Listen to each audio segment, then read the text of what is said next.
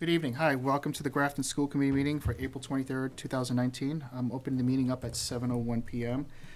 Just a quick chairperson's update. A lot of events going on in Grafton over the next few weeks. We have a town meeting coming up in mid-May, and then obviously town general elections. On top of that, there's a lot of things going on with the schools, with after-school activities. So for those of you who are watching tonight, please keep a lookout for the principal's pen or keep a look at the school's calendar or the social media pages for updates and times of those events. Next up, any comments from the public or from the community that would like to come forward?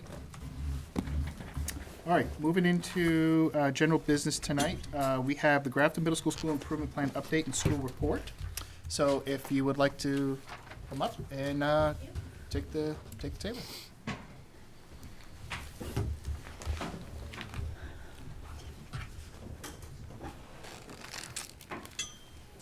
Hello. Hello. Hey, everybody. Hello. Hi. So we are presenting together tonight, and I would like to begin by thanking, and something happened to that presentation, but I would like to begin by thanking our School Advisory Council members for the work that they put in this year on our school improvement plan. Tamara O'Neill, parent, Gina Delan, parent, Noelle Fillers, teacher, I apologize for the way that looks, Paula Conlon, teacher, Judy Goslin, teacher, and I attend too. So we're going to move right in to our goals from prior years. So I labeled it the 2018-19 accomplishments, but we did have the 2017 2020 school improvement plan. So it's been a work in progress over the last few years. So for goal number 1, the document that I provided to you has a great deal more detail than the slides, of course, but and I'll share some of that, but there is more to our accomplishments. We're pretty proud of what we've accomplished over the last year. To begin with, department curriculum work, even though that's one bullet there, it actually means there's a lot of work that went into that with each department. For example, the English Language Arts Department has created a curriculum to allow book groups that provide choice in a collaborative setting with a skills-based approach.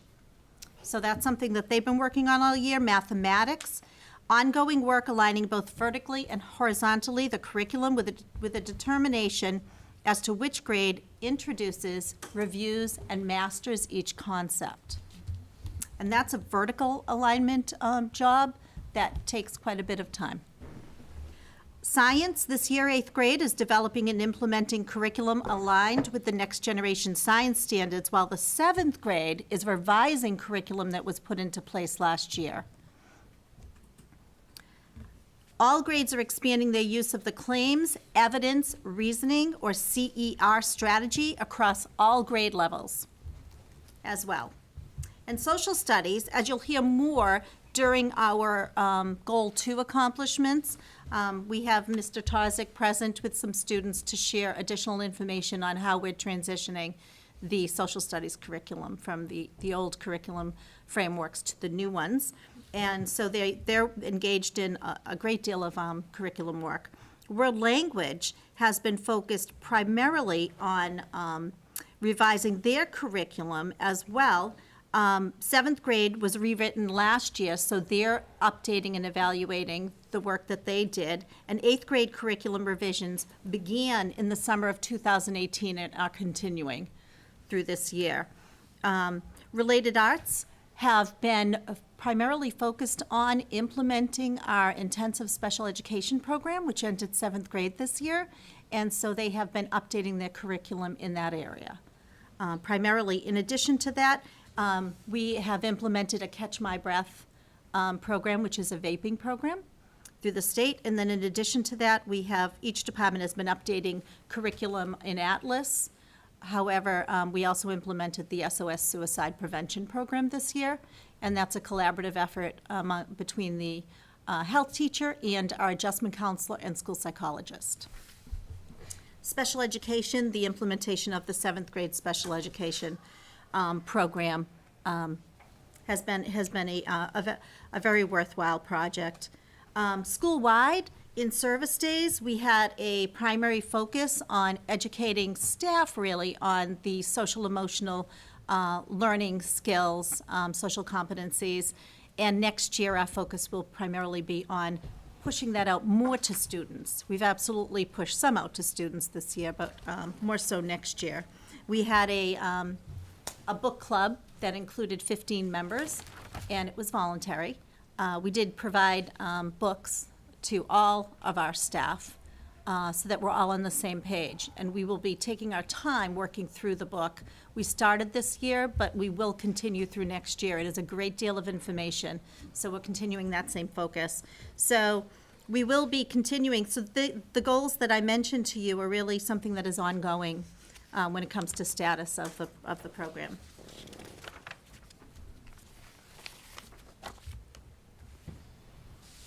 And for goal 2, under instructional strategies to maximize student engagement and learning. Again, the detailed list that you guys have in front of you go into a lot more detail. But in very simple terms, the English department implemented the literacy skills-based approach to reading with choice, as Roseanne just mentioned. In mathematics, a lot of work based on data analysis, providing students with collaborative opportunities that foster problem-solving and critical thinking skills.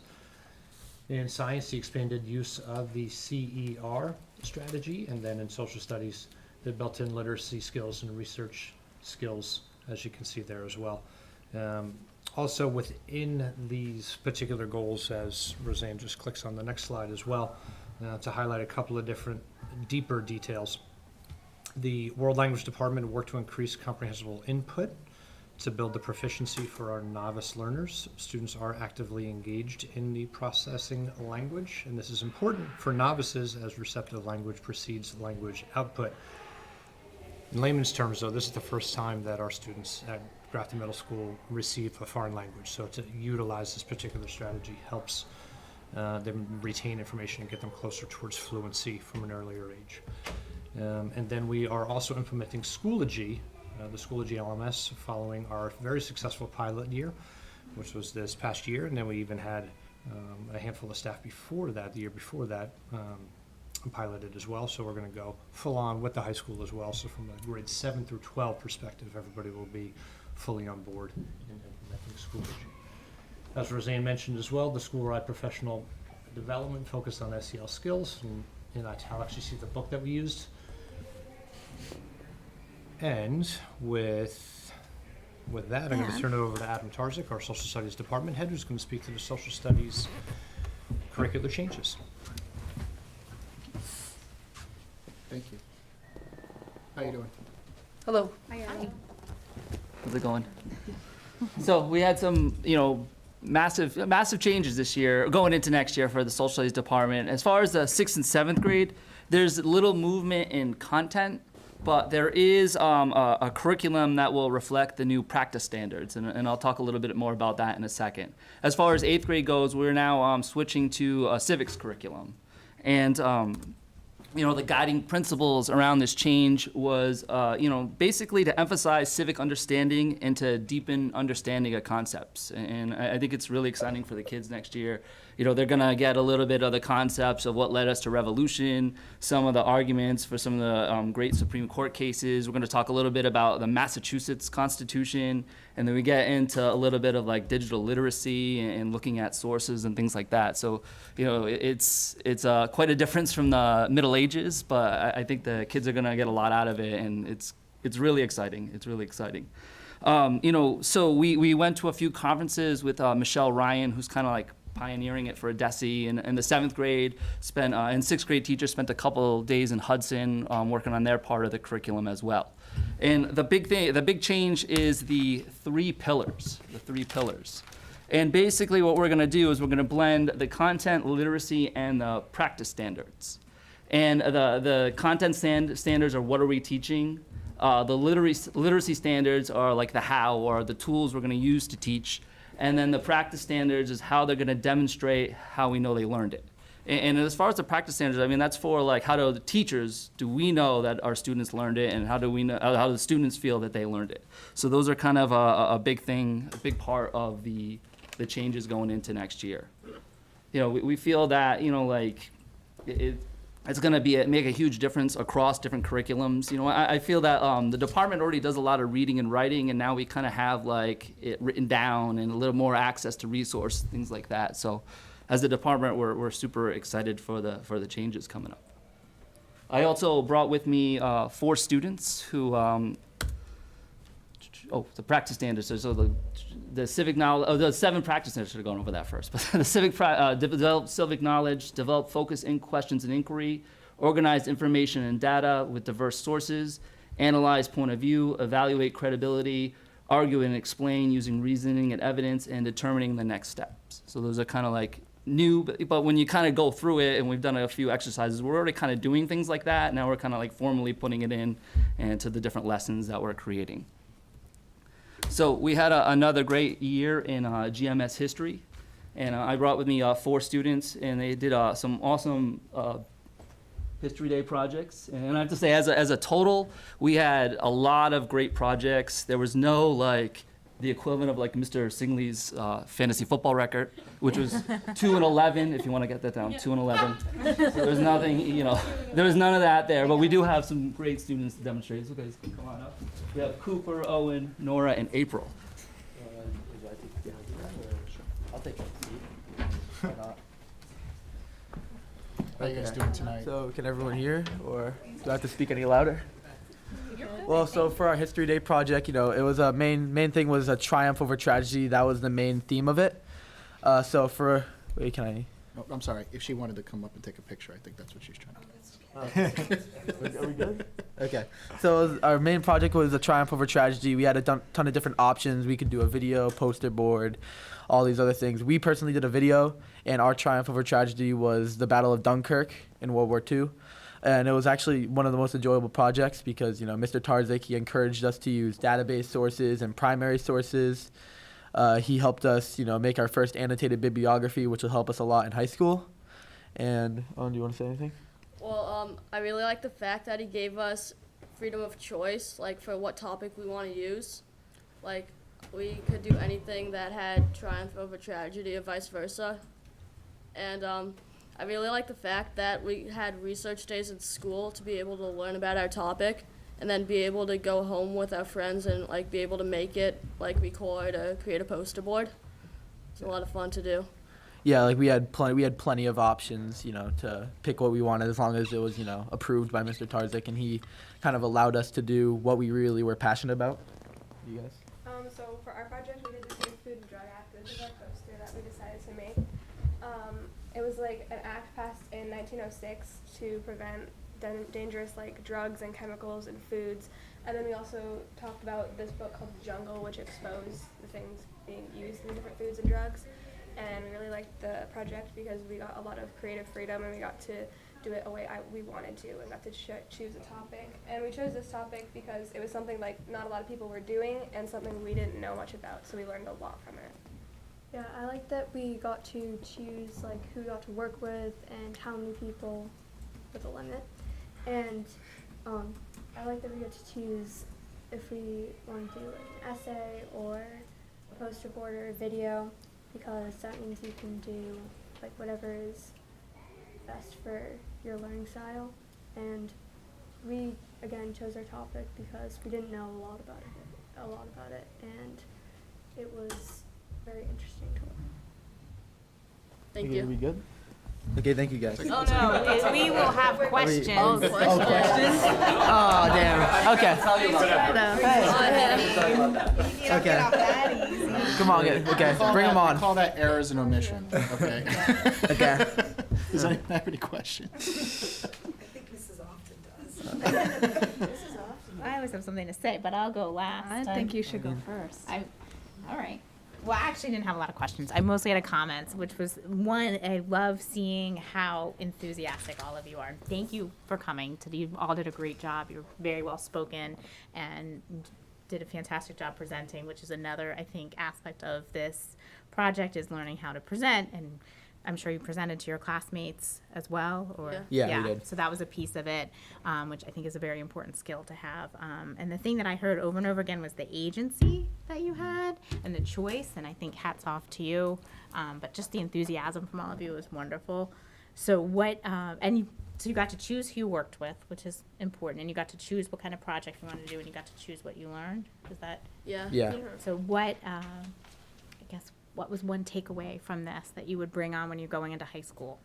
Well, I mean, I guess it's, very important to, work with your partners. That's what we had to do to make sure this project was successful. I think that's one big thing. And also, what was I going to say? Actually, Owen, you can Well, take Good this. answer. We learned a lot how to use primary sources like library databases. We were taught how to do that, and I'm gonna bring that into high school. Did you have to use a microfiche? Because we did. Mr. You're super lucky, Owen. That is so 20th century. No. No, I'm glad. I learned that in world history in high school. Okay. Ancient history. Yeah. Or 1980s history. Sorry. Another big takeaway from that was making the annotated bibliography, because I know I'm gonna have to be having to make a lot of those in high school. Yeah. Oh, and also, even though this wasn't this project, in our next project we had to do, we had to learn how to do an MLA title page, which is obviously important. MLA format is for like any essay we would have to do or make in high school, especially the pretty big ones for our big classes. I like that he gave us choice of what kind of project, because then we have experience with all the different kinds of projects, so that it's easier when we're in high school.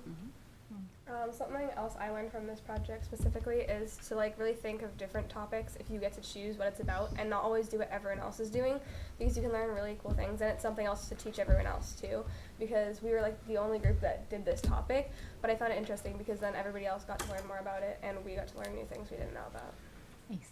Yeah, and also especially because we got to pick a topic that we really had a passion for.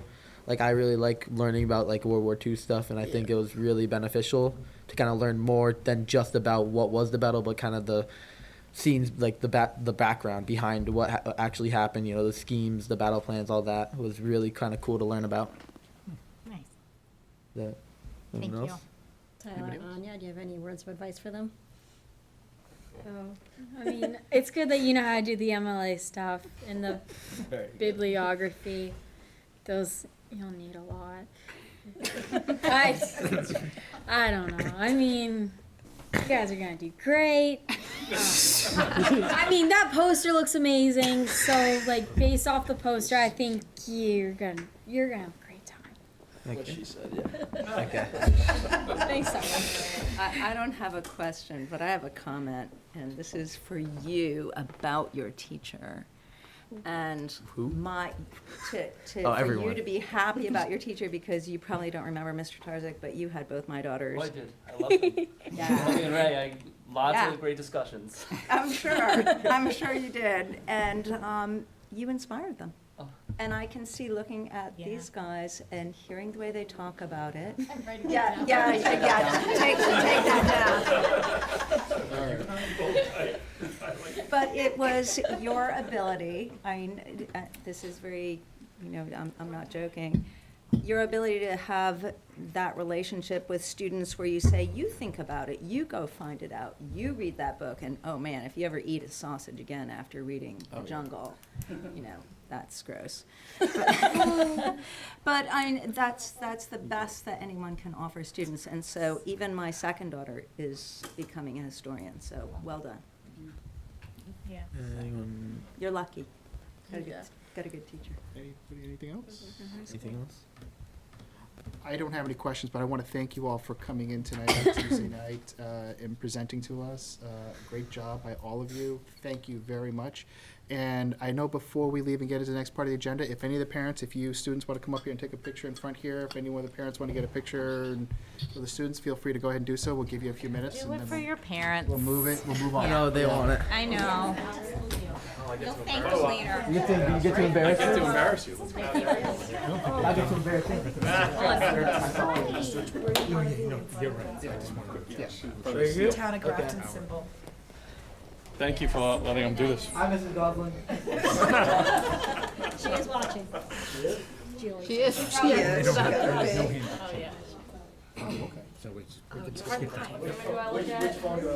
Look at all of them. Try to do split eye. Little chameleon. I just might have to check the lighting. eyes. It's like, why would they have three eyes? obvious observation there. I didn't see the whole phone. Sorry, it's because I had it set for something else. Oh, so I did one by myself.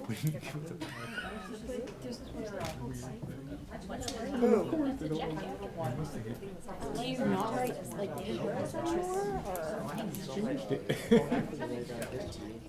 Okay, just, sorry. that's not. You gotta start taking real classes then. Oh yeah, I'll start taking I mean, I take all real classes. Yeah, one more. Yeah. I'm sorry, I had it for Now a different pose. setting. Let me take one more, because I don't know what you guys did. Take AP language. Thank you. All right, thank you. You can't. You guys were great. Come again anytime. You are. I was at the library today. Did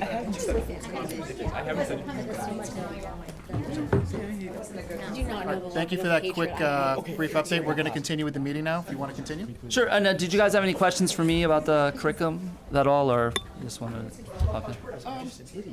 I just want to mention just real quick that to what Laura had mentioned earlier. I know last year when we were going over our strategic plan, and we were talking about how to introduce student agency, at all school levels. I just want to applaud that I've seen that demonstrated here tonight with your students with regards to their choice and about how they took control, and they really used a lot of the disciplines to foresee the whole project. But I just want to say, great job. Thanks.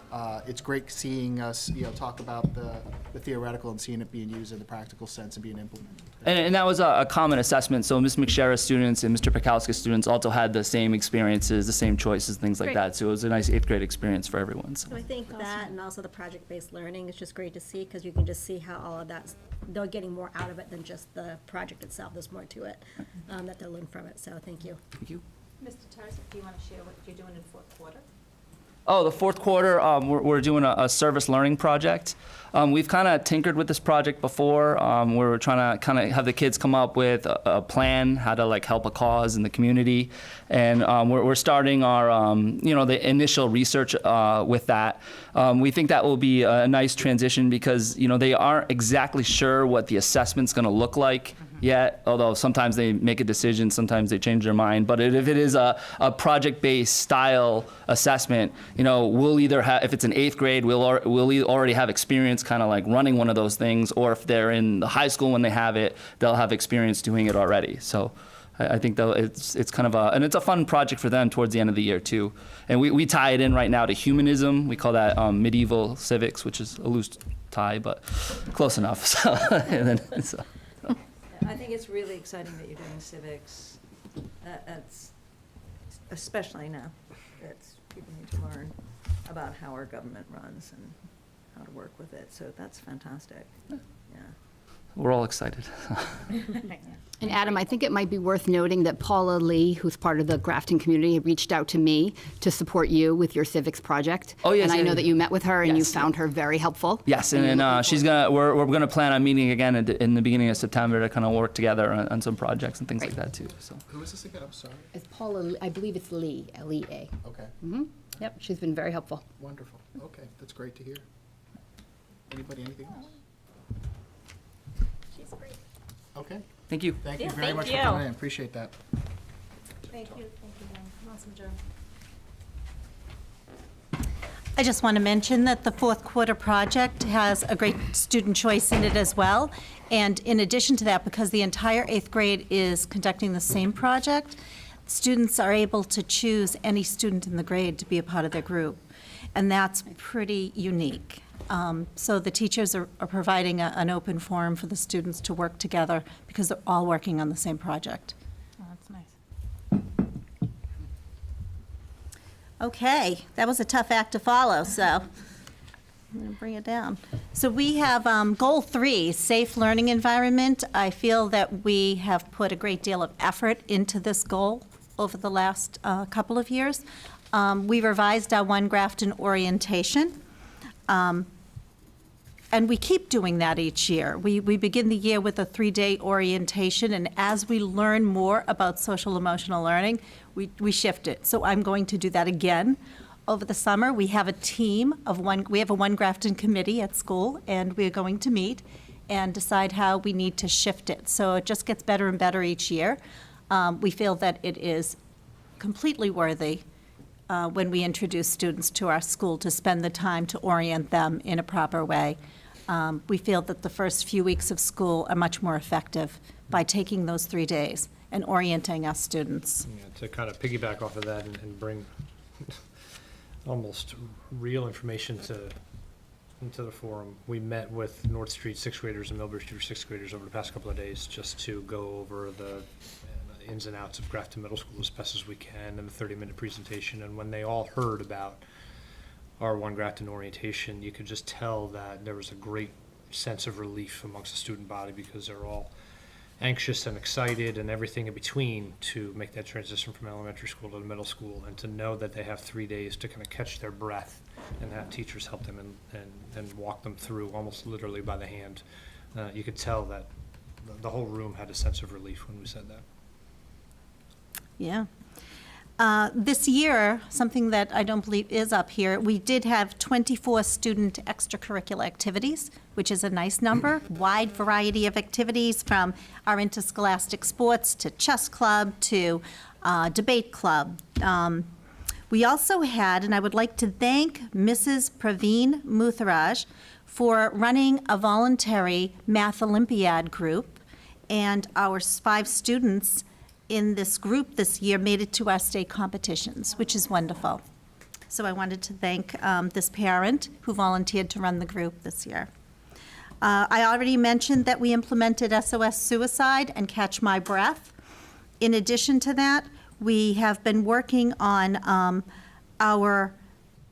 we did start the year, by the way, with Start with Hello Week, which was a program promoted by the Sandy Hook Foundation, Promise Foundation. And that was a nice way. That was at the end of September. Nice way to get kids to, the students to start communicating with students that they wouldn't normally communicate with. And in addition to that, we had an ALICE refresher training for our faculty. We then, we had, our 8th grade went to visit with Craig Scott at the high school. So the high school had Craig Scott come in, who is the sister to Rachel Scott, who was one of the students who passed away at Columbine. And he did a beautiful Value Up program presentation, which basically taught students that you know, what are your values? Determine what your values are, and then how do you match your choices to your values? So we had the opportunity to not only attend that with the entire 8th grade, but we had an opportunity to send up 5 additional students for an extra training with Craig Scott later that day. And they joined in with the high school students and trained on a Value Up program, which they brought back to our school. And that program, after several meetings, ended up becoming our Refresh De-Stress Afternoon, which we held on February 15th. And the students should be very proud because we had 34 activities that students could choose from. They got to pick 3 activities for 30 minutes, different ways you could de-stress. And it really was just like, you know, we all need this, but we need to learn different ways to de-stress. So it ranged from yoga to therapy dogs. We had volunteers from the community come in and share some of their expertise with the students, as well as our teachers had different choices. And it was of interest to each teacher, which was beautiful because the teachers showed how they de-stress, and they shared it with students, and not necessarily students that they have. So we did not include teacher names on the choices. Students took a Google survey and ended up in a class with perhaps teachers that they had never encountered before. So a lot of value to this program. In addition to that, we bring in representatives from our community to share information on internet safety, Sheriff Evangelitis, and Ellen Miller of the DA Joe Early's office. Sheriff Evangelitis has already been here. Ellen Miller is scheduled for the beginning of May. And in addition to that, we've made some changes we've increased the number of groups that are seen by our adjustment counselor and our school psychologist. And that is a need that is present here now and today, and we're addressing it. In addition to that, we're increasing the school transition process steps for students entering 7th and for students going from 8th to 9th. And one of the nice programs that we started in collaboration with the high school, and I have to say that this year we've increased our collaboration with the high school. We're on the same campus. It's a wonderful setup to do this. It's the Big Friend, Little Friend program, where we have students that have been identified to work with peer leaders at the high school and become acclimated to the high school earlier than the majority of our students. And some students do need that time beforehand. So they got together, had a breakfast. They're going to get together again, take an early tour of the high school, just to make them feel that they're more acclimated to the high school before the big transition. In addition to that, we are piloting a track team this spring. This is a pilot club right now, and Mr. Fouth is actually running it. And as of today, he has 58 or more. 58 students that have signed up for this track. Our hope is to create a new interscholastic sport for next year. So we piloted a much smaller group last year, and this year we've made it more of a formal strategy. So we're hoping that it will be an interscholastic sport. Obviously, the interest is present, and Mr. Fouth is working in collaboration with Jason Cody at the high school. So Jason will participate in sharing some of the more technical strategies of track and field. And Tim, you'll be refereeing. Yeah. We have I a can't big throw crew. a javelin very well, but I'll rely on Jay Cody to. Tim, not yet. Can't throw javelin well yet. Yeah. Thank you very much. There you for go. your That's growth very mindset nice. Statement, Mrs. Holden. And goal 3 deserves 3 slides. So in addition to that, we did something different this year for the first time. We conducted a student connectedness survey. Try to say that 10 times. And we took the results. This survey basically asked every student in our school who they are connected to, which adults they're connected to in our school environment. And we got the results back, and we analyzed the results. I literally took every student name, put it on chart paper, and literally with a check. So if you had one name there, you would put 1 check. If I had 3 names there, I would put 3 checks. And it was a quick walkabout for staff to see who feels connected to adults in the building and who doesn't, perhaps doesn't. So we created, our staff literally walked around and created silent mentoring lists where we could silently connect with students and make sure that everyone felt that they had an adult in the building that they could communicate with. We felt it was an eye-opener, and it's very impressive to hear how the teachers are connecting, staff is connecting with our students. We also have on April 29th, we have the Safe Schools program coming in to educate faculty on supporting LGBTQ students. So it'll be an hour-and-a-half training next Monday. And on May 17th, we have Jessica Minahan, who is coming in to present to both Grafton High School and Grafton Middle School faculty on her major points from her behavior code book. And we also had our Mrs. Jenna Applefield come in to present to grade 7 and 8 Holocaust survivor presentation, which was very impressive.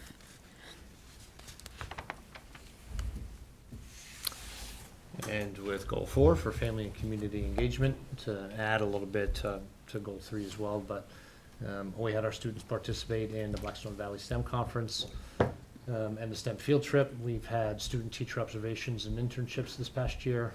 We've had a couple of students and representatives from the Grafton Job Corps help us out this year, and they fulfilled, in theory, some IA roles.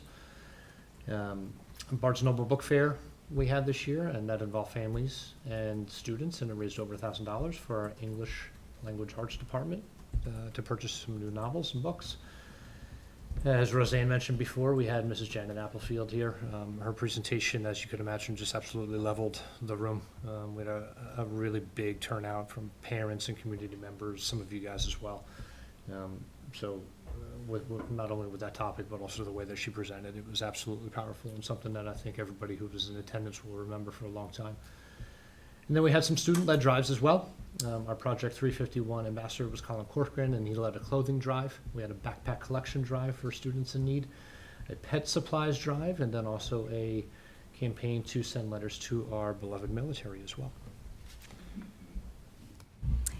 And with that, So now we're going to move into, those are the accomplishments from last year. Do you have any questions on that? And then we're going to move into the new presentation for the new school improvement plan for next year. I love everything that you're doing. It seems like you're getting, I like the connectedness survey. We saw it being done at the elementary schools. I'm glad to see it's also continued in the middle school because, you know, whenever you can find something or an adult that they can just feel comfortable with, I think that's important. But just looking through like all of your lists, they're just really great and just really well thought out. Like you're doing them all with purpose, and I think the students can know what those purposes too, opposed to just we have another. Yeah. You know. So well maybe, but I feel like you're doing it with purpose. I mean, with a purpose that is being shared, hopefully, by everyone. Thank you. thank you. Anybody else? Yeah, just wanted to say that I love that your goal 3 had 3 slides, because I think that's probably the most important thing you can be doing right now for the kids in these grades, and I think you're doing a fantastic job. And I had a question more for Jay and Tracy about the training for the LGBTQT. Is that going to be across the board, district-wide, for high school and, yeah? Correct. Perfect. Yep. Thank you. So great job. Thank you. Thank you. I did get the information from the high school. Perfect. We haven't heard them yet, so I'm asking you. Yes. You get the question. Yes, Thank thank you. you. Anything else? I just have one quick question. Yes. On the student activities, you said you had 24 extracurricular after-school activities that students at the middle school can participate. How many of the students, what percentage of the students actually participate in after-school activities at middle school right now? I don't have that number for you, but it is absolutely a lot.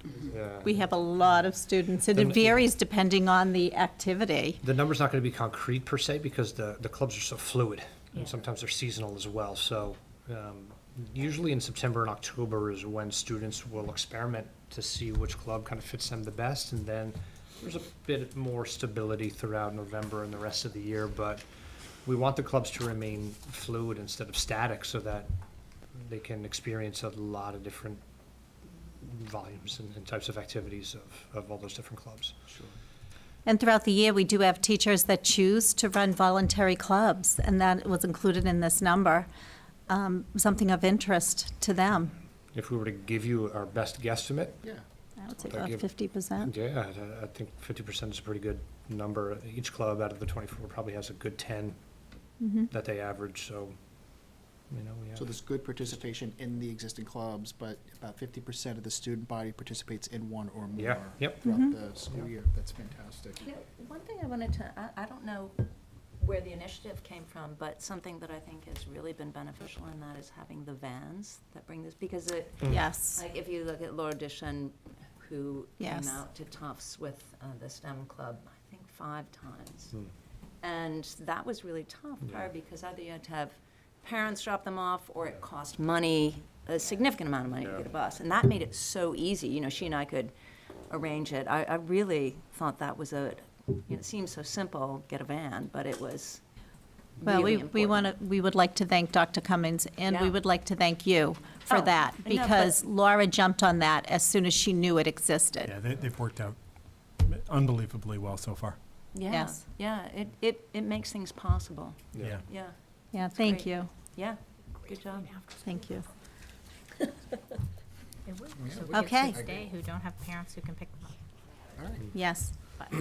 Thank you. So, our new goals for the new school improvement plan, some of them clearly are aligned with what we've been doing, because you cannot just stop where you're at and create new goals. So our goal number one is to align, goal number one is new, by the way. Goal number 2 and 3 are carried over, but goal number 1 is to align the middle and high school school schedules to share resources and expand learning opportunities for students at both schools.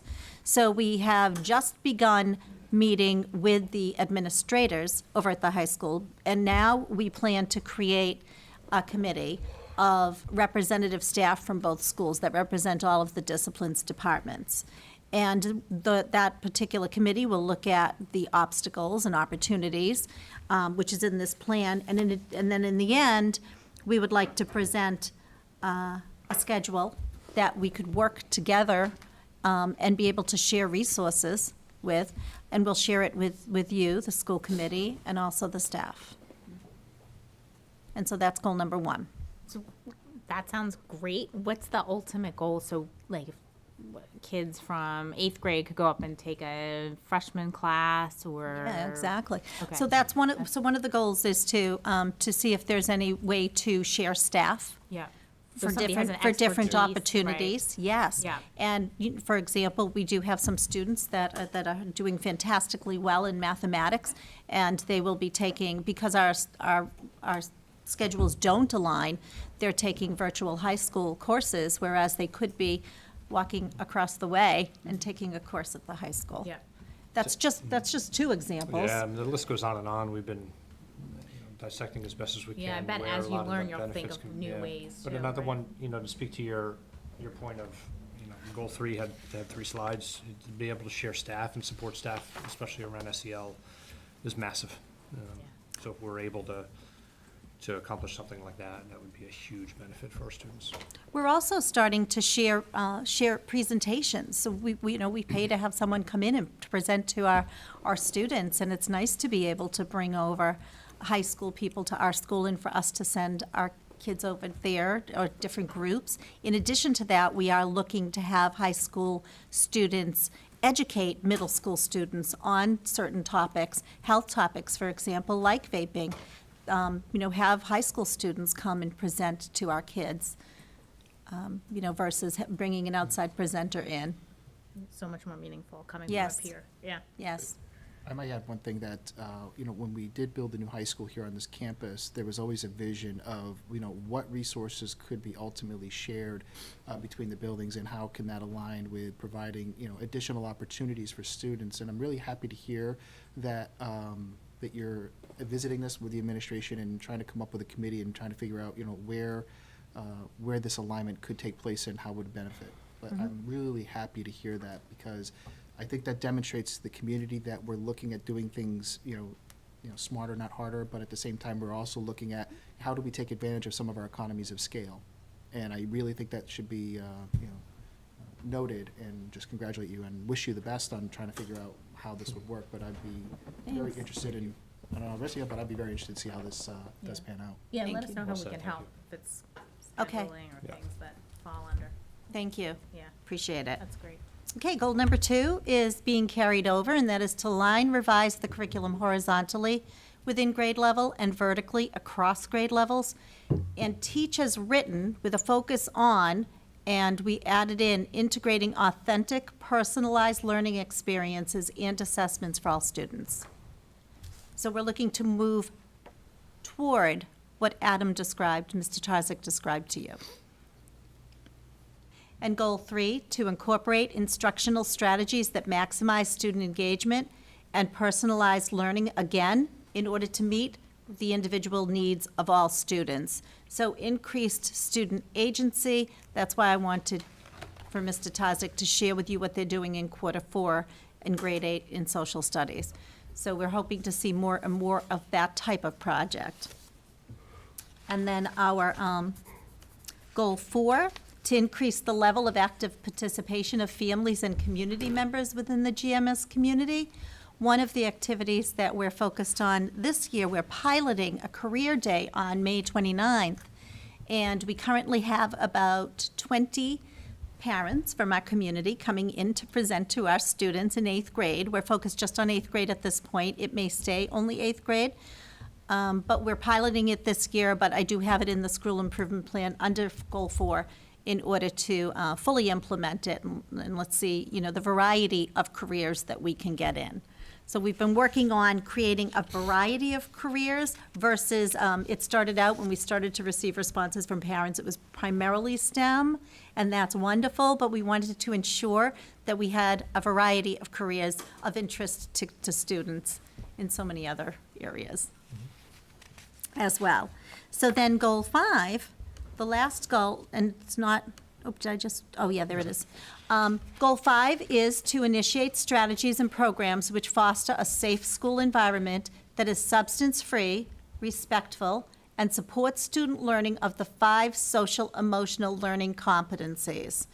This is our focus for next year, in that we want to make sure that we are integrating into all content areas, all classrooms, social emotional learning in all 5 competencies. And so we will be working together as a staff to determine the best ways to do that. And we've kicked off this year, we've been focused on it all year, but it will continue into next year. And there is greater detail to the goal in the school improvement plan that we provided to you. Are there any questions? Are there any questions? And we'd like to thank you so much for all of your support, and community members for the support that they've given us throughout the year. We do feel that it's a huge collaborative effort to make the school what it is. Thank you. Anything else? Tyler, Anya, anything? Thank you. Thank you so much. Thank you so much. for coming in tonight. Appreciate that. All right. Well, they get packed up and ready to go. Just real quick, an update that we don't have we're gonna pass over the handbook tonight. It's just not ready. It'll be brought forward at one of the next future meetings. And with that, I'd like to welcome the CPAC members. We have Melissa Lackey and Lisa Nelson here to present about Grafton's rejuvenated CPAC and about what they're all about and what their initiatives are. Okay, thank you. Good evening. How are you doing tonight? I'm good. How are you? Thanks for coming out. Thanks for having us. So, like we just said, my name is Missy Lackey. This is Lisa Nelson, and I am the chair for the CPAC this year, and Lisa has been the secretary. And we're here to tell you tonight a little bit about what CPAC is or has become, and what we've done all year, what we're hoping to do next year, and what we'd like to do together with all of you. Lisa, do you want to do this? Go ahead.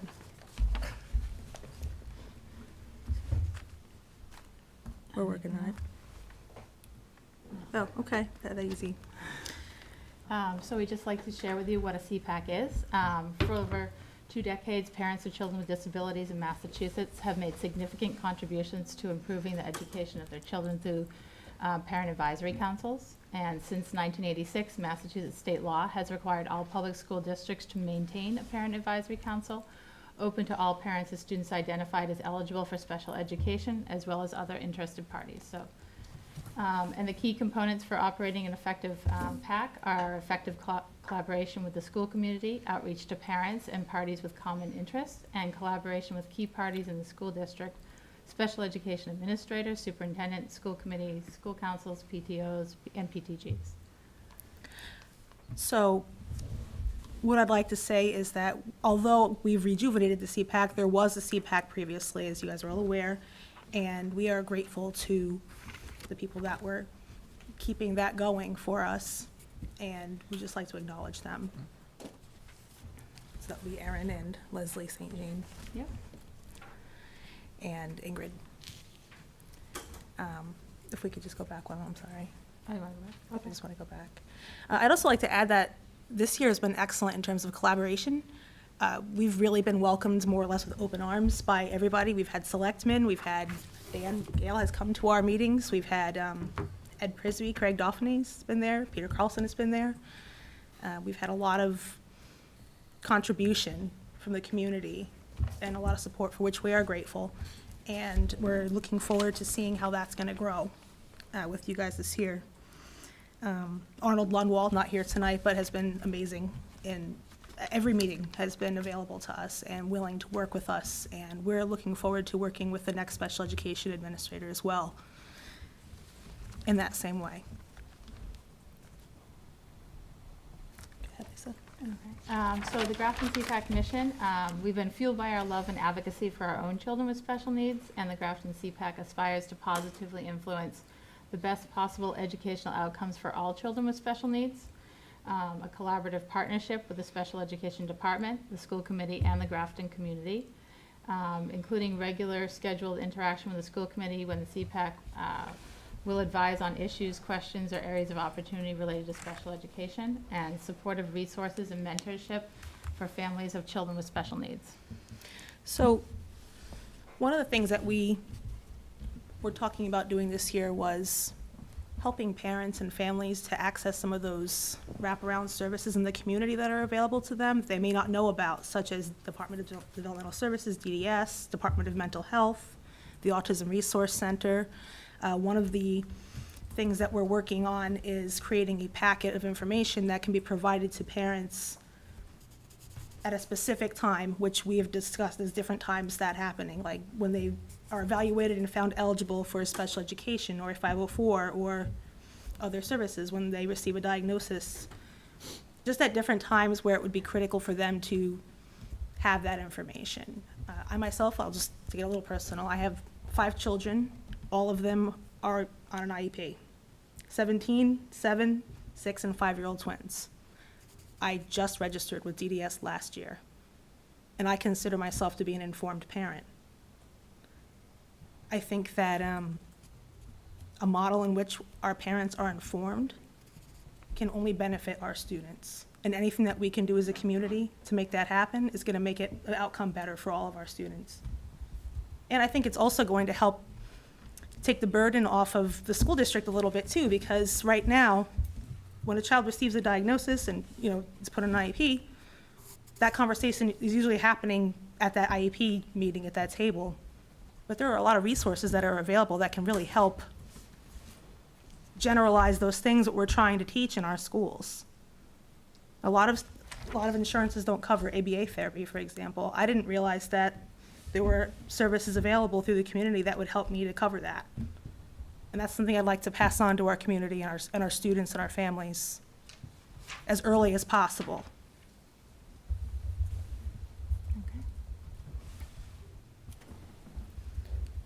The first one. Okay, so there's been 3 strategic focus areas this school year. The first one being communications and establishing the role of the CPAC in parent education, connecting the Grafton special education community, advising the school committee.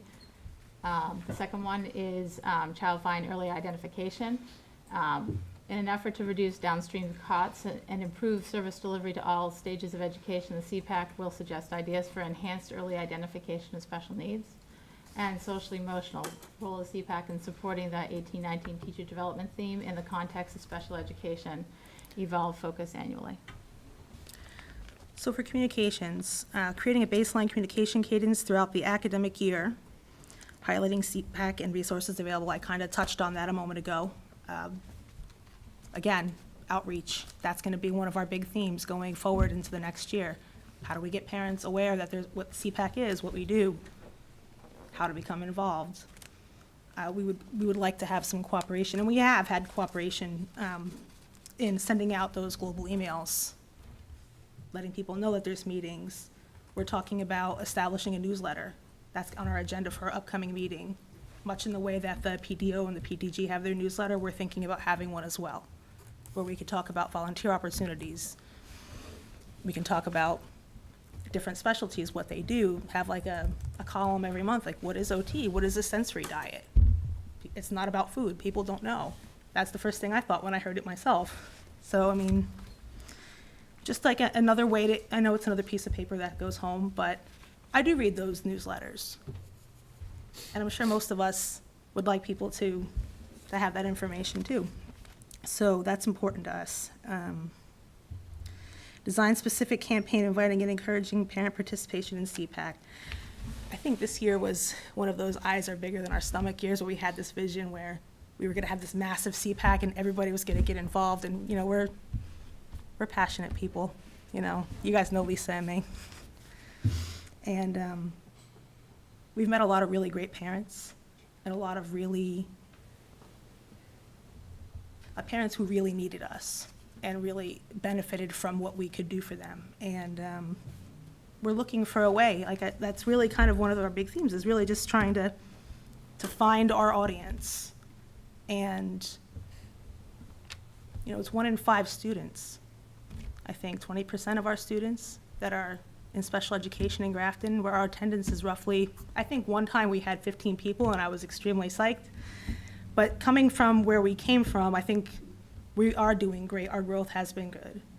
Our Facebook presence has been, I mean, if you guys are on Facebook, you see our posts probably all the time.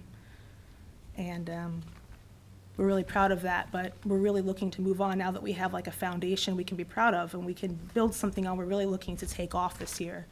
And there were a couple of projects that we would have started, we would have undertaken this year had we the volunteer base to do that. And we've moved some of them to next year, which we'll talk about a little bit later on. The next one, child find and early identification. In an effort to reduce, I know we read this, so I'm going to read it again because it's really important. In an effort to reduce downstream costs and improve service delivery at all stages of education, the CPAC will suggest ideas for enhanced early identification of special needs. This is good for everybody. This is good for our bottom line in our budget. Most importantly, this is good for our students. I think we all share the same goal in that we want the best for our students for the least amount of money. We want to make sure, as parents of children who are in special education, that that money is available and that our resources are being used to the most effective way that they can. So there has been a lot of dialogue back and forth. Dan has come to a meeting and has been very proactive in discussing with me some of the budget things and, you know, helped us to understand where some of the money goes and how. I know it's complicated. There's parts of the education budget that you think would be under special education that are under the general education budget, and everything is intermingled. So we've learned a lot this year as parents, and that's helpful to us to understand when we ask for things and we ask for an explanation, where does the money come from? That's important. And in terms of early identification, the outcome is better the earlier you identify. And I think that we're going to find that our outcome is better. One of the things that we had discussed is providing some related service providers in the classrooms at the early level, not just to work with kids that have been identified, but to look at the environment and make sure the environment is appropriate from a sensory perspective. Is there something in the classroom that can be moved around or changed a little bit that can help participation, provide access to all the students in the classroom? And I'm talking about the general education kids too, not just the special education kids, because all kids benefit from that, and all kids react to those environmental pressures.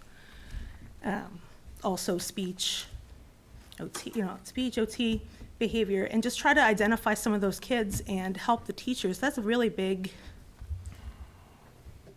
ask, to ask some of our special, our regular education teachers to be an OT, a speech therapist, a school psychologist, and identify those more subtle things that you're seeing, because right now it's a reactive model where you're seeing a kid who's having a tough time with something and it's more obvious, but there are some very subtle signs of a learning disability that can go missed very easily if they're not observed. So that's where we're coming from on that, and we had some dialogue with Arnold about that, and also with the selectmen and some other people about how that was going to work out, and we're looking to talk about that in our upcoming meeting as well. One of the recommendations that we had was to, we had a suggestion that the kindergarten enrollment process should include an optional question regarding family history of learning disabilities. There is a correlation, so it would be helpful. Social and emotional, this is something that we tried to align with the school district a little bit in one of our goals, and We have a youth mental health first aid training coming up on May 11th that we initiated with Shrewsbury Youth and Family Services in conjunction with the Greater Grafton Medical Reserve Corps, and we're really excited about that. It's an 8-hour training. It's going to be at the high school, and it is open to staff, it is open to students, it is open to parents, any member of the community. There'll be a registration form going out for that. So that's something that we've been working on this year. And also, we had some dialogue about early identification impacting the social and emotional learning for students, because it's been shown that children who have undiagnosed conditions or learning disabilities oftentimes have struggles with social and emotional learning later on, and mental health. So we can skip through the appendix. Okay.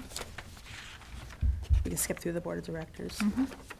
Our elections are Thursday, in case anybody's interested in that.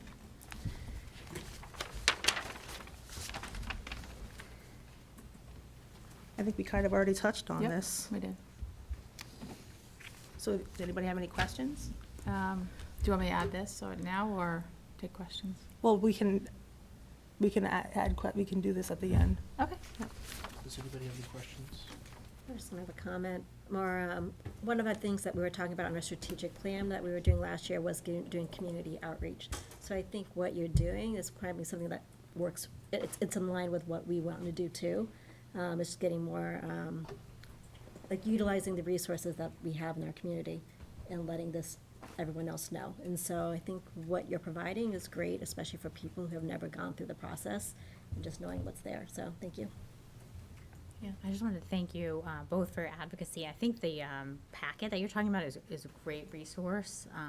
You can work on it, and make it understandable and digestible as possible, but I think it's a great solution. And I also, just as a very long time volunteer myself, don't be disheartened by the people that show up to your meetings. That doesn't necessarily mean that people aren't engaged or aren't listening. It's hard to get sometimes people to come to a meeting, so I can feel you're like, one time, it doesn't mean that people Right. aren't paying attention or don't know how to outreach to you. It's just sometimes the meetings are a challenge, so keep up Right. the good work on that. Don't be, when you said it, I was like, oh no, I've seen it, like, I've run a fun fair with 5 volunteers. You can, Right, no, I hear you. I hear it you. takes a village, but people are there, so thank you both. Thank you.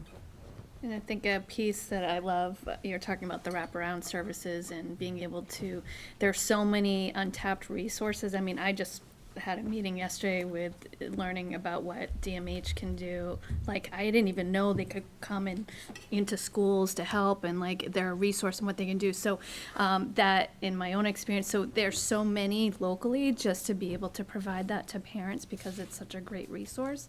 And just to think about too, I was thinking back to like my journey as a parent, and when I started to learn about things, it was books. Like, I'm a book person, so I would have books that relate to like the sensory books. Like, I read every book on that, and as a result, learned a lot about different areas that I didn't know, but saying like, these are the top books, like in your resource to parents, and these are the local agencies, and it's just that communication piece. We can't always get to the meetings, but if we receive the information or we keep accessing it, or it's on a website and you can start to redirect, and when you build that bank, then it'll be there, and more and more people will use it and then refer to it. So I think you're definitely on the right track of, it'll be really, you'll be able to help a lot more and support a lot more parents. That's great. Your comment made me think maybe we should have an area of the library that has some of those resources. Do we have anything like that CPAC or the school has? Because I agree, I'm a book person too. I would love to have space Yeah. if someone would like to give it to us somewhere. Well, I think that, that's kind of, but I think the public library would probably be the best That's a great location. And I idea. think, Yeah. from what I heard, they're building a new one. Shocker. Yeah, But, no, that's great, but maybe even if people said, here's, you could advise maybe on Yeah. what to buy. That would be, that's a I great do have idea. a response to that, but I want to hear your questions first Yeah. to that particular comment. Does anybody have anything else they'd like to say? I suppose this is more a comment than a question. I think the idea of identifying kids early is great, and I think we've done that pretty well. Yeah, from what We always I've do better, heard, but but you can always do absolutely. better. Yeah. It's because really that hard to quantify resonates. that because the kids who go unidentified, You don't know. we don't know until something That's right. happens. Like, for example, like the kids in the high school who do, like, there's, just as an example, a student who goes through and there are little signs along the way, like, hey, you know, comes home after school and falls asleep after school, but does great at school. That's a sign of stress at school. There's something going on there. Sometimes these kids have amazing coping strategies that make them hold it together at school, and then later on, when the pressure gets to a certain point, that's when we're seeing things. But there are subtle signs along the way. And I do think that we have great intentions of identifying kids in Grafton. I definitely feel like it's not like, oh, let's not rush out and identify kids. I think we're looking for them. I think the biggest thing is being informed. I think informing parents, having those newsletters come home, like you said, having, what I wanted to say when you made your comment about the library is we were talking about as one of the outreach things for next year, just having volunteers who are parents, like ourselves, and have drop-in times and say, hey, you have any questions about your IEP? Are you having questions about evaluations? Come in and we'll talk. And just for that specific purpose, having like 15-minute blocks of time where someone can sit down with us and talk. I don't know what this means. What does this score mean on this test in relation to the little things? And one of the other things we've thought about in terms of outreach is the inclusion in other school activities, like Oktoberfest, for example. I can tell you I have children with autism, and it is an amazing experience, Oktoberfest, but waiting online for those bouncy houses is real tough for my kids. So one of the things that we're thinking of in terms of helping to promote inclusion in some of these activities is having mobile sensory stations, which would be volunteers who have a bag or a box or whatever of sensory toys or sensory things that they can walk around, and when they see that someone's having a tough time waiting, they can make it possible for them to stay included and stay, maybe come back to center. That's a great idea. So did you reach out to the PTO presidents? Because we don't run. I have, but I have not heard back yet. So I'm gonna reach back again. And what we're gonna do is we're gonna have a volunteer table at the Everyday Heroes Awards. And there's gonna be a list where you can sign up for more information about different activities that we're looking at. One of the things we wanna do also is a trunk or treat. We talked about doing that last year. We didn't have the volunteer base for it. We were just getting started. It was October. There was like 5 of us. So we want to have a candy-free trunk or treat where the kids can walk through. People can, park their car. They can enter a trunk in there. And rather than, because my kids, again, as personal experience, my kids don't do South Street. South Street is amazing. But for some kids, it is too much. Yeah, and I think that goes along to your point of education too, because as parents who are running those, because again, it's volunteers who are running the Oktoberfest and Fun Fair, and if they don't have that experience, it doesn't think it through. Like I know for me, it was all we learned about allergies, for instance, like years ago, and it was like we changed our whole model because it was like, oh, but if you don't know, you can't. Right. Same with gender identification. Like we're Right. learning, you're learning. My favorite saying is, you know better, so you do better, and you have to learn. So I think that's Right. great. You bring it up, and it's not a defensive. It's just, hey, this is something to think about. And probably people, because they're doing a million things, it's just, and they haven't had experience themselves, they don't know. So once you know, Right. you can do better. And rather than have our own separate events, Right. No, we want to you have, wanted we would rather inclusion. support the events that are currently in existence. And I will say that this in no way means, my saying is that nobody's promoting inclusion. Everybody's great. It's just a matter of having the infrastructure for it and somebody to run it and somebody to, Yep. so I'm hoping that through these activities, and again, one more thing I forgot was that we're gonna have a resource fair, Abilities Expo. And I've been in contact with some of the local organizations, and we want to have everybody together in one place so that people can just come in and, like, what do parents need? They need to go to one place, park their kid with the Girl Scouts who are babysitting certified or whatever. And we haven't worked out the details for that, but we have some ideas. And Parents can walk around and they can ask questions, they can get applications for things all at one time and get everybody, rather than have to make an appointment and wait and then lose track of things. Just, promote that. And we're hoping that that outreach is going to, the happy side effect is going to be participation, right? So that making it relevant to them in a way that is right there, very concrete, right there for their kids, and not just a meeting. Meetings can be dry. Even our meetings. Our meetings are a little bit fun, but they can be a little bit dry sometimes. So we're hoping that that's going to happen. We do have some things we would like to request from you all here.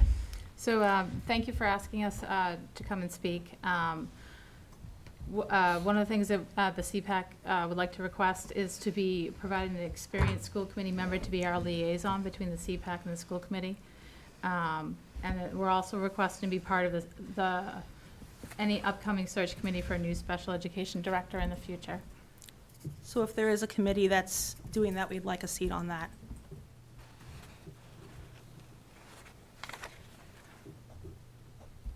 So you want to request that the school committee at a future date, discuss about formalizing a role for a liaison to CPAC. That was the first request. And the second Yes. request is upon a formation of a search committee or interview committee for special education director, you would like someone from CPAC to be a member of that? Yes, Okay. that's right. Okay, all right. Anything else? That's it. Just in terms of next year, we had discussed having some regular scheduled time to keep you all in the loop. And again, we really would like to work with, I think everyone has great intentions and great ideas. And I think that the missing ingredient is everybody working together to talk about them sometimes. And I think that from the parent perspective, this is a really great avenue for that to happen, because being a special education parent can be very isolating. And in a community where 1 in 5 of our students is a special education student, I feel like that's a shame. We should never have to feel that way. So just, we would like to work together with you and not always be, there are times when we can be at odds. Built in on September 10th. So, if I may, with the committee's permission, on our standard calendar of our regular, the one that we have that we typically have slated, we were thinking of early September of having CPAC come in, obviously give an update as to, what the year's initiatives are, introduce themselves again, and part of your outreach program, I think it would be another avenue for you to be able to demonstrate, go over, the presentation again about what you're about, because you might get that one new parent who might be watching the meeting, who might pick up that one piece of information. So we felt that it would be great to have them in the beginning of the year, and also maybe towards the end of the year to maybe do a year-end review about, what were the accomplishments, what were the challenges, and what can we do better next year to help support not only CPAC, but the special education community. So if everyone's okay with that, that was something that Jay and I were just penciled in, so it'll be like the September timeframe. Okay. Work for you guys. Yeah, that sounds As a great. I mean, placeholder, Yeah, for I the mean- future agenda, it's on, Yeah. future Yeah. agenda on September 10th. and we'll share with you at that time and officially what our yearly Yeah, that would be good. Okay. goals are gonna be in our, Yeah, Yep. that's great. And one more thing I will add, just a reminder to the community that there's a great, really good, important event that's happening on May 14th, and that is the Everyday Heroes Award that will be held at the high school. I hope everyone who can attend. It's a great event to honor those teachers and volunteers and aides who help service our students. So just want to give that a shout out to them. And your next meeting's this Thursday? Is that what at you said? 6 o'clock at the Millbury Street School Library. And the agenda has been posted. Okay. All right. All right. Thank you very Thank much you. for coming in Thank tonight you. for your Thank you presentation. both. Thank you.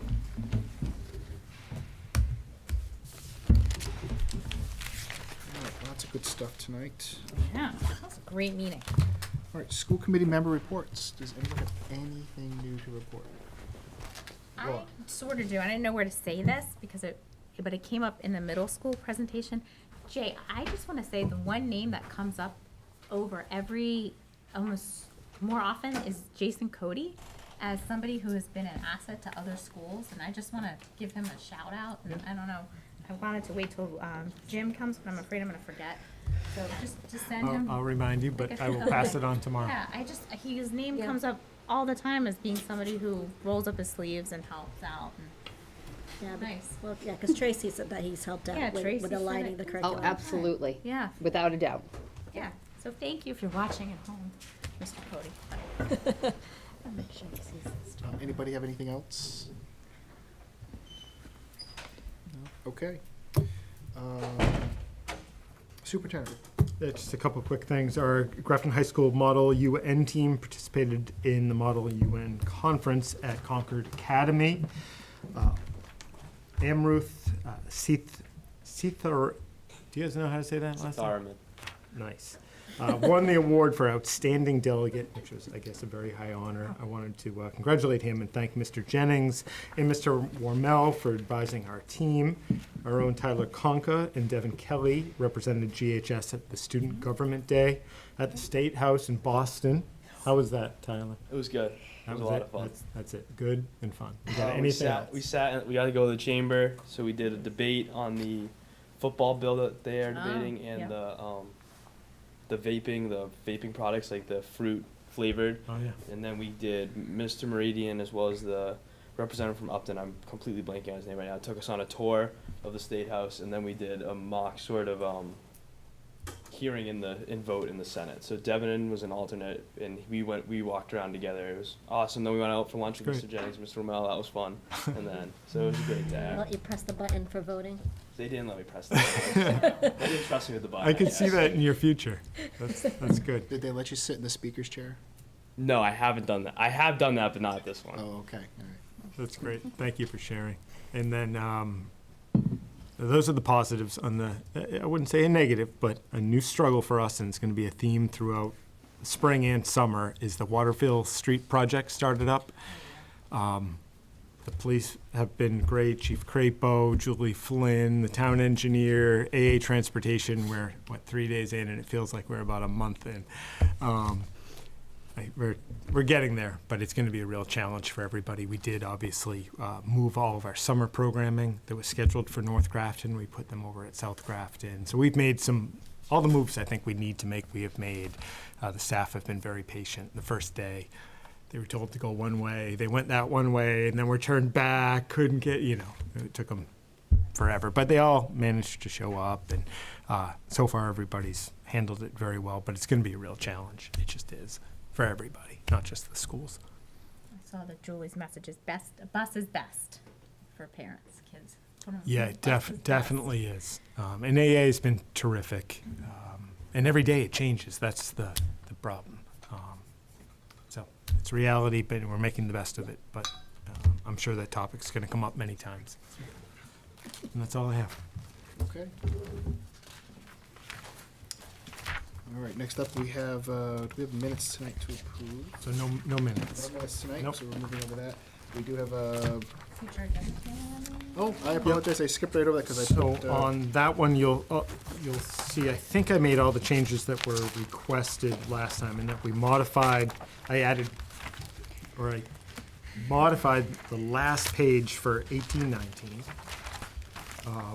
Obviously built in the meeting on the 30th, and then we don't meet again till the 28th, and then we've got the June 11th. And then after that, we've got the 1920 schedule as was already presented. I simply added in a placeholder for that CPAC update on September 10th. Did we have a Wednesday meeting scheduled, or did that not happen? Wasn't our Next first? year? Yeah, wasn't our first meeting going to be on Wednesday because you couldn't get the room? Or was that Yeah, I'll just go back and look. We I were just th- throwing that out there. It was maybe. Now you're making me wonder. Yeah. Let me look. We did have some, we go back and forth with the Conservation Committee. Okay. It might have been resolved, and then you just. That's fine. It's not till this on. I'll double check them. Thanks. That's great.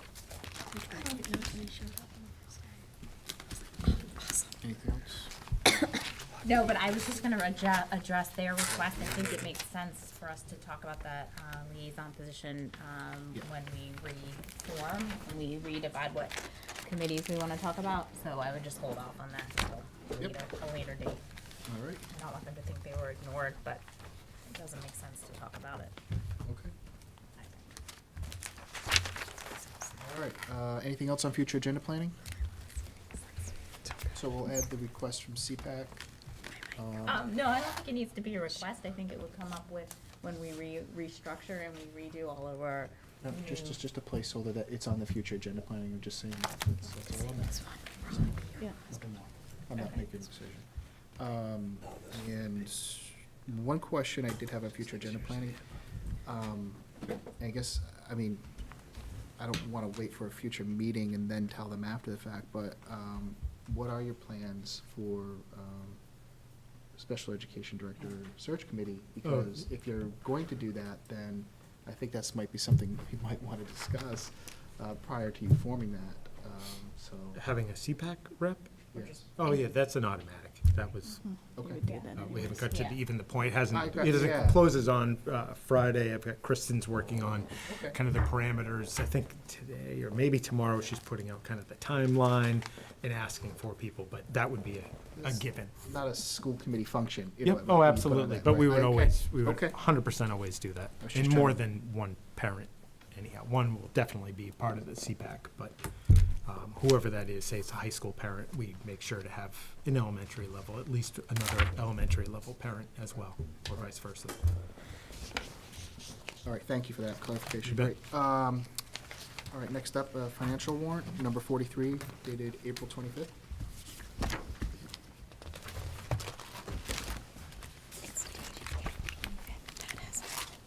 No, I would like to make a motion to approve warrant number 43 dated April 25th, 2019 for a total of $421,476.27.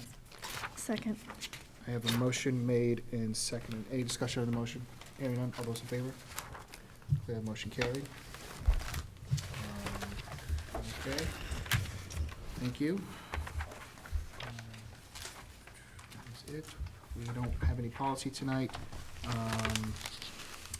We don't have any public correspondence, but we do have a reason to go into executive session for the purposes of union negotiations. So if I may ask somebody. Pete, I move that we go into executive session for reasons under Massachusetts General Law, Chapter 30A, Section 21A, to conduct strategy sessions in preparation for negotiations with non-union personnel or to conduct collective bargaining sessions, contract negotiations, wrong one. To conduct strategy sessions in preparation for negotiations with union personnel or to conduct collective bargaining sessions or contract negotiations with union personnel and to reconvene in open session only for the purposes of adjournment. I have a motion. Do I have a second? Okay. Melissa seconds it. All right, all those in favor go in roll call? Melissa Maison. Aye. Jen Connolly, yes. Maureen, yes. Laura Often, yes. Peter Carlson, yes. Thank you very much. We'll only be reconvening in open session for the purposes of adjournment. Thank you, everyone, and have a great night.